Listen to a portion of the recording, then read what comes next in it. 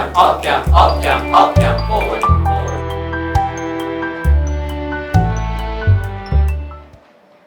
Hi, I'm River Bills. And I'm Devin Carroll. And this is Small Town TV.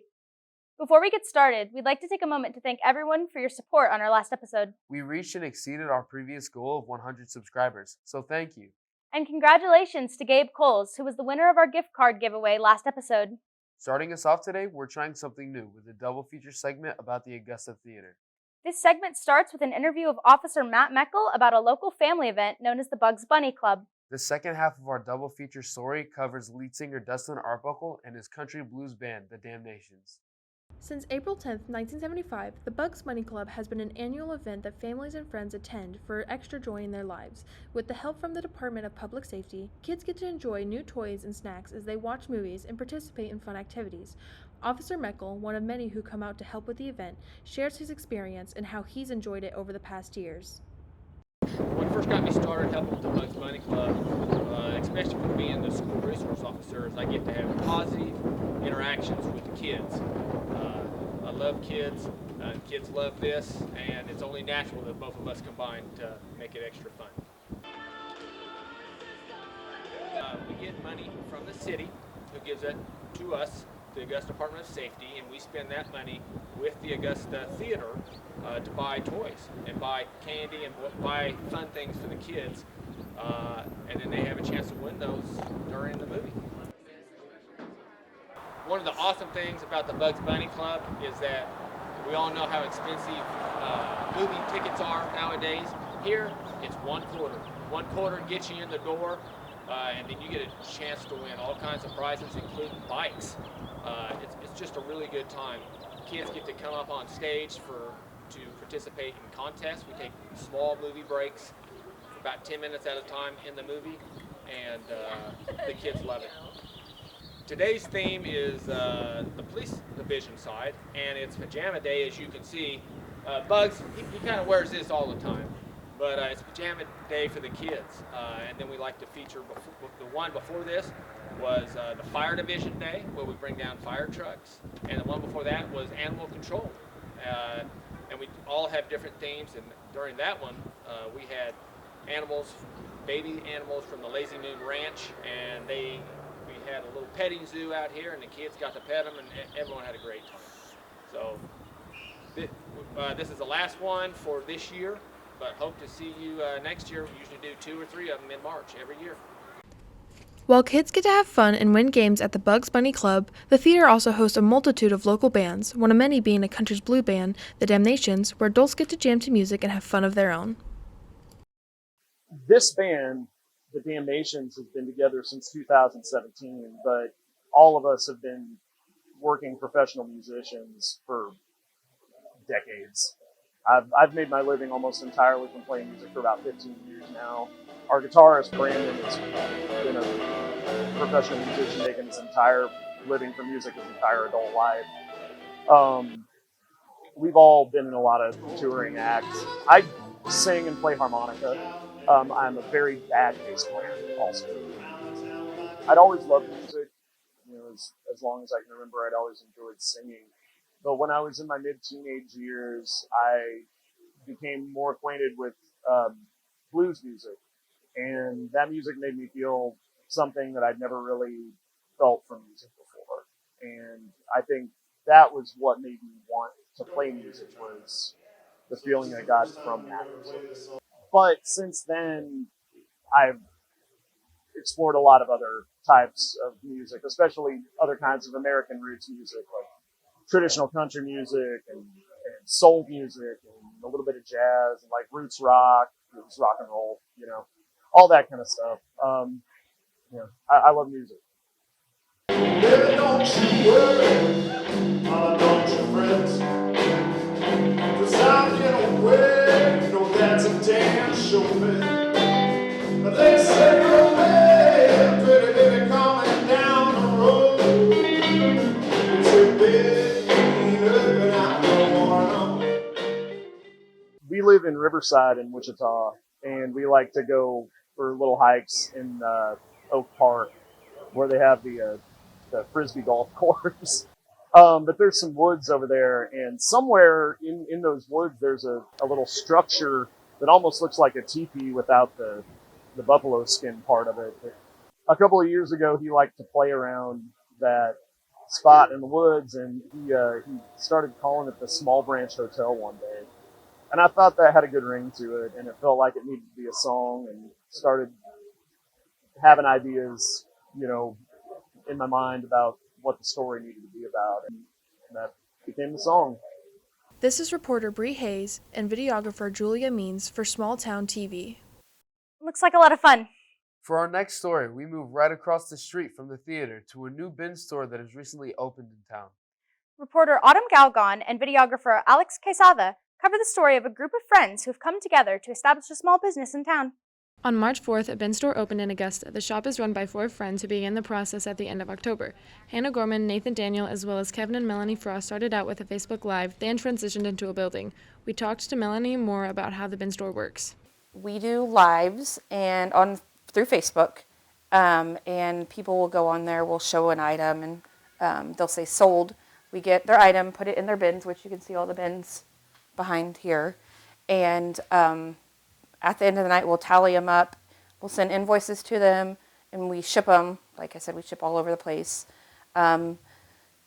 We, like during the day when we're open for the bin store, we'll run the bin store, and then we'll do $8 a day, $5 a day, $3 a day, and $1 a day.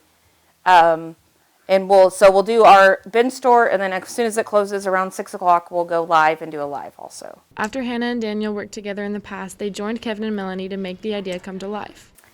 So I met Nathan, oh my gosh, it's been several years.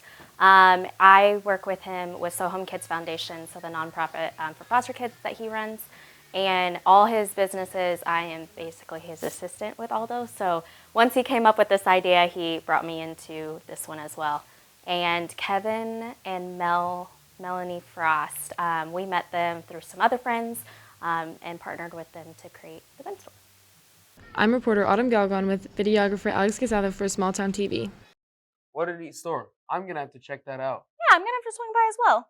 Moving on, after receiving a leg injury in the 2022 to 2023 football season, senior Thomas Johnson has undergone a fast recovery process in order to participate in the track season.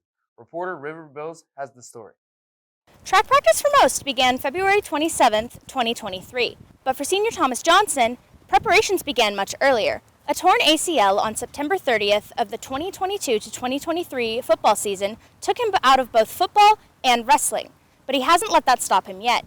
With the help of his coach, Jackie Kepler, Thomas Johnson hits the ground running. I feel like my recovery has been very well. I've done PT almost 2 to 3 times a week, and I've just been high spirits the entire time. I love the competing aspect, getting out there, racing against someone else, wrestling against someone else. I just like to compete against other people and show that my strength and show off.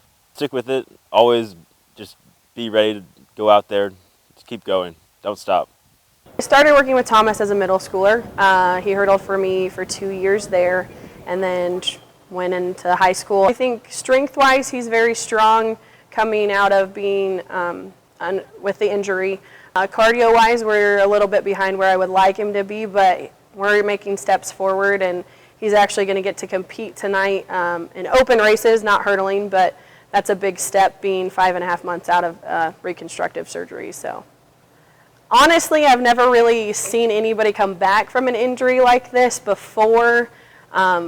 With the injury that he's had, competing is probably a year out usually. Could be longer depending on the kid. Everybody's different. But he's a very determined athlete. He'll do whatever I ask. I'm pretty sure if I asked him to run around or run to the moon and back, he probably would try.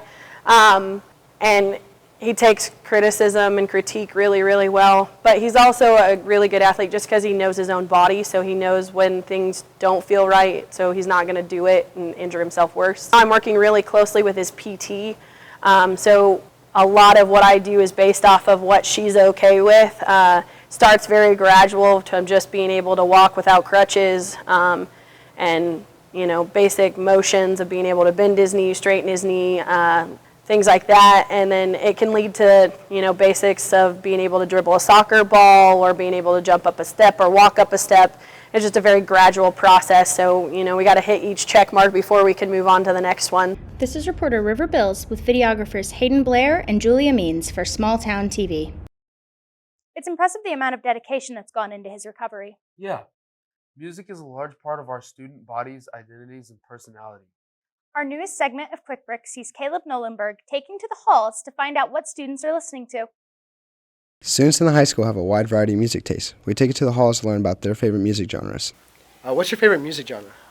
Personally, I like heavy metal. Okay, why do you like heavy metal? It seems like a lot of screaming to a lot of people, but honestly, in my experience with it, it helps get frustration out, and if you, I don't know, it's just kind of a cool way to listen to music and obviously not understand what they're saying. So. What's your favorite music genre? Why do you like it? I like rap. I enjoy the bars. What's your favorite music genre and why? It would probably have to be orchestral or classical music, just because when I was in 6th grade I was a violinist and I was in the orchestra, and I played that for a few years, and then I switched to piano, so I just really enjoy instrumental music and organic music, I guess, old, 1800s, 1900s, that type of thing. What's your favorite music genre? Why do you like it? I would say country, just because I grew up on it, but makes me feel happy. I gotta be honest. But yeah, it brings back good memories I had in my childhood, and yeah. Thank you for your time. Yeah. Our school has some very diverse tastes. With our next story, reporter Devin Carroll talks to Clayton Kaus at the middle school about how he prepares his students for high school choir. We're at the Augusta Middle School talking to Clayton Kaus about how he prepares his students for high school choir. Well, I expect them to have a love of music and enjoy singing. And if they want to go on the high school choir, I encourage that. Fine arts is one of their credits they need, and certainly with the passion that I've hopefully instilled in them here at the middle school, they'll continue that on into the high school.